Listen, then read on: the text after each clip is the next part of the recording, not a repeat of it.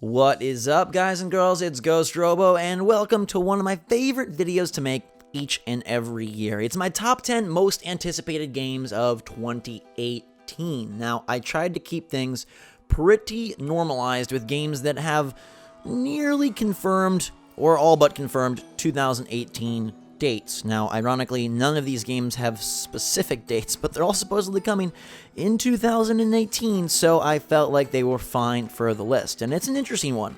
It's very AAA, but I feel like there are a lot of really big heavy hitters, especially on the Sony side of things, and that will be apparent as we cruise through the countdown. So hope you guys enjoy. Make sure to let me know in the comments down below what games you're most excited for in 2018 and what you think of my list. But let's kick things off with number 10, State of Decay 2. I love me some State of Decay 1, even though it began to get repetitive as you progress, and I thought the variety was a little bit lacking. It never really lived up to its full potential. Hey, maybe State of Decay 2 can live up to its full potential. It's getting a whole lot bigger, hopefully a whole lot better, and that idea of managing a village of unique and individualized team members who are going to try and help fight against the zombie apocalypse, build up a community, and allow you to go on a number of, hopefully, more diverse side quests should be really fun. It's running on Unreal Engine 4. It's coming to Xbox One and PC. There's no date, but it's supposed to be spring, I believe, and I really hope they deliver. One thing I'm a little bit concerned about is how they justify a more expensive price tag. Everything up to this point in terms of PR leads me to believe it's going to be a full-priced game, or maybe $40, but far more than the initial game opened at. So what do they do to make it worth that? What do they do to justify that? What do they do to earn high marks in spite of the price hike? Hopefully we see a lot of good things, and soon, from State of Decay 2. Number 9 is Travis Strikes Back, No More Heroes for the Nintendo Switch. Now, this one is a little shaky in terms of its 2018 date, but the reports say it's coming in 2018, and I love me some Suda51, especially when he's on point, and I feel like he's very, very locked in when it comes to Travis Touchdown. I can't wait to have the craziness on Switch. It's Unreal Engine 4. It looks absolutely stylized to hell and back, and I'm super pumped to see how they integrate other indie games and indie characters into a boss rush bonanza. At least I hope it's a boss rush bonanza, because I love bosses, and I think that was my favorite part of No More Heroes 1 and 2. Not necessarily the quirky side activities, although they were endearing in their very, very strange way, but the constant barrage of insane bosses. That's what I love. That's what I hope I get to take on the go with me later in 2018 when it finally hits Nintendo Switch. Number 8, and I'm probably going to get hate for putting it this low, but for me it's Red Dead Redemption 2, releasing sometime this spring, summer from Rockstar and Take-Two. It's going to be a mega hit. We've seen how GTA 5 has sold literally 30 trillion copies. I'm sure that this one is going to pile money through the roof for Take-Two. Will it be able to evolve the open world genre? I don't know. RDR1 I really liked. It kept me engaged from start to finish, and that's something that open world games rarely do, so I am hopeful, I am excited. I fear that the online is going to be a humongous focus and the story will take a backseat, but I have my fingers crossed that they do go a little bit more single player heavy in their approach to Red Dead Redemption 2, and I hope that the online is something that I can get into. I definitely did not with GTA 5, so I hope that that changes. The Western scene and the setting should be intriguing. The little trailer that we saw was gorgeous and very evocative of what they're trying to create, and I'm on board with that. So sign me up, bring it quick, and please don't try to resell it to me 10,000 times. Number 7 for me is SpiderMan, the first of the PlayStation 4 exclusives, and yes, there are many more of them. It's going to be a great year for Sony. They have a killer lineup that feels almost like a Nintendo lineup for 2018, and I'm hoping that all the games hit. They've said that they will. We still have no dates. I find it very odd. There weren't any new trailers for any of these at PSX 2017, which is mind-boggling to me, but alas, I hope they come. I've been reading on Twitter that they are playing through Spider-Man internally, doing full playthroughs, so that gives me hope that it's close. I don't know if it's going to be as amazing as everyone thinks. I worry that it'll be a little more standard and a little bit more generic, but I am very excited. What I've seen is fast-paced and fun. They've got a great director in Brian Intihar. I love what he did back at EGM, and I got to talk to him and hear him speak at E3 2017, and he just great guy, great vision, and he loves the property. So I'm hoping that they're able to bring a whole lot of just magic to the superhero video game genre, something that has struggled as expected with licensed brands, but this one feels different. This one feels a little bit more like a, quote, real game, and I think that's been evidenced by the trailers and by the gameplay footage. I'm not sure I feel about the main villain. I kind of wish he was a little bit more unique. I don't like his look, and I'm a little bit worried about how scripted some of those amazing scenes are. But again, I trust Insomniac. They are a very strong developer. They do real good work, and Sunset Overdrive is one of my favorite games of the generation. Number 6 for me is Anthem, and this one has a very good chance of slipping into 2019, but hey, I am really pumped to see how BioWare responds after Mass Effect 4. That felt like a massive just debacle. I don't get the love for the multiplayer, I did not enjoy the single player, and I really want to see if they still have the chops to make a great game. Plus, I think it's interesting to see other studios and other publishers tackle the Destiny genre, and I hope that they're able to do it in a more interesting and engaging way. For me, Destiny is really fun for the first 7, 8, 9, 10 hours, and after that, I am out. So Anthem has an insanely beautiful world. It's a game that probably is biting off more than it can chew, and I expect the final product to be a lesser version of that initial reveal. But hey, I could be wrong, and maybe we will be blown away. BioWare has done it before. Mass Effect 2 is one of my favorites of all time, so I'm going to give them the benefit of the doubt and place Anthem at number 6. Now, number 5 may be a bit of a cop-out, but it is inevitably happening, and that's whatever Nintendo's go-to 2018 release is for Nintendo Switch.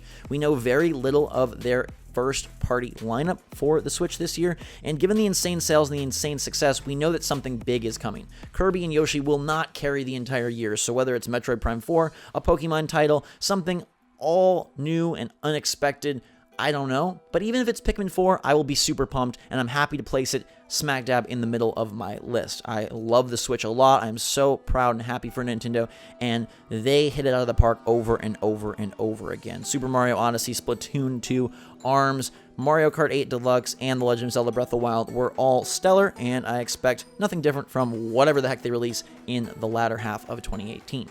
Number 4 is my hometown hero, Detroit Beyond Human. I think this game is going to be fantastic. I love the risks they're taking. They are going all out. Nothing is off limits for them. I played a demo at PSX of Detroit where an angry and abusive father kills his daughter.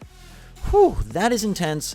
That is unheard of, and that is frankly pretty awesome from a plot perspective. Now, I don't endorse that kind of behavior in any way, and I think it was quite uncomfortable to play through and witness, but they handled it maturely. There wasn't a whole lot of gore, and it just evokes a lot of emotions and internal feelings that I don't think games strive to tap into. So I'm very excited to see where they go. I hope the overarching storyline is intriguing, and I hope that they're able to do a lot with mystery that keeps you guessing and on your toes, similar to Heavy Rain. I still have a soft spot for that game, despite Jason, and even Beyond Two Souls was a lot of fun. So I'm pretty darn pumped for Detroit Become Human. I think I said Detroit Beyond Human. That would be a fusion of the last game and this game. David Cage, dear God, please forgive me. I do not want to become an android, but Detroit Become Human, I hope it hits. It looks great, it plays great, and I think it is going to be the best project from those guys yet. Number 3 is the only real smaller project on the scene for me, but it is one that has carved a big spot in my heart and in my hopes, and that is Hunt the Showdown. This project looks to be Evolve on steroids. I am super pumped for it, and even though I don't know that anything will ever top Evolve for me, this has the best shot of anything I've seen since. You are hunting monsters and trying to survive not only against the environment and the evil around you, but against other players as well. It incorporates a lot of what makes PUBG so popular and brings in a very interesting mechanic where you can get out and keep your goods rather than risking it all for a final showdown. I hope that they're able to balance the systems in a way that makes things fair and fun and replayable. They have systems in place to encourage replayability and to encourage character progression at an individual character level and at an account level. that gets a little dicey in terms of fairness and equality. I hope they're able to matchmake really, really proficiently. And I'm super pumped for the alpha, the beta, and whenever this thing finally comes out. But we will be playing it in 2018, and we will be playing it soon. I will be covering the heck out of this game. I hope it is one that plays as well and lives up to all of the insane energy I feel every time I watch gameplay.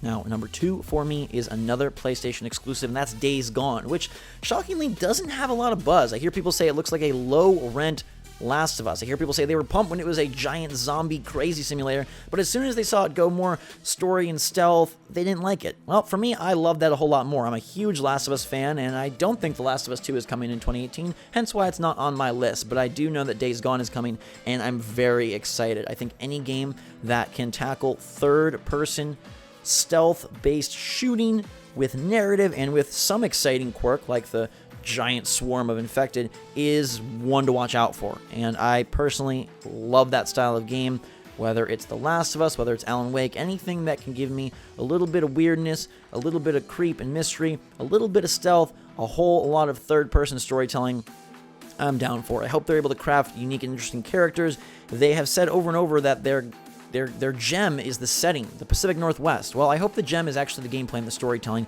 because setting only goes so far. Days Gone is one I am insanely looking forward to. I haven't played yet. I'm surprised we don't have a date, but I really cannot wait.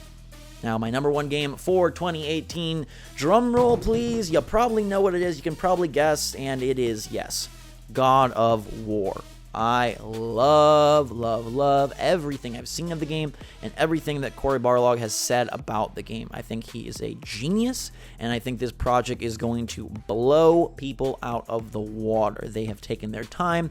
They are crafting an adventure that not only merges epic action and awesome combat, but now incorporates exploration and emotional storytelling.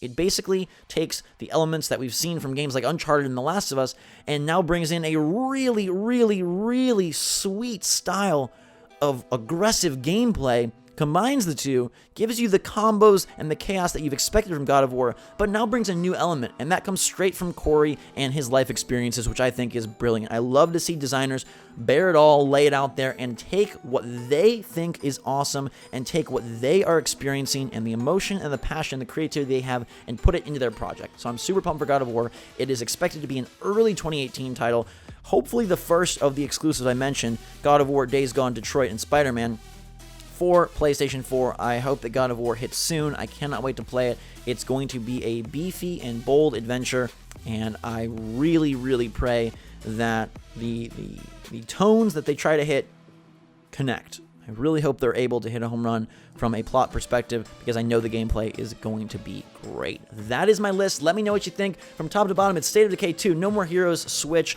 Red Dead Redemption 2, SpiderMan, Anthem, whatever Nintendo's got cooking, Detroit, Become Human, Hunt the Showdown, Days Gone, and God of War. I am real excited. That doesn't even scratch the surface of what else there is coming in 2018. And of course, there's unannounced projects that we'll see as well. I am worried for Xbox and what they've got exclusive-wise. I don't really see the hype behind Sea of Thieves or Crackdown 3, but State of Decay 2 is a good start, and maybe they'll put in some big hitters for the second half. I also want to give a little honorable mention to Tomb Raider 3, if that does in fact hit this year, because I'm a big fan of the first two, and I hope that the third and final part of this trilogy is the best yet. There's a bunch of indie games that look cool as well. I don't know when they're really releasing. Stuff like that hits early access, doesn't come out, does come out.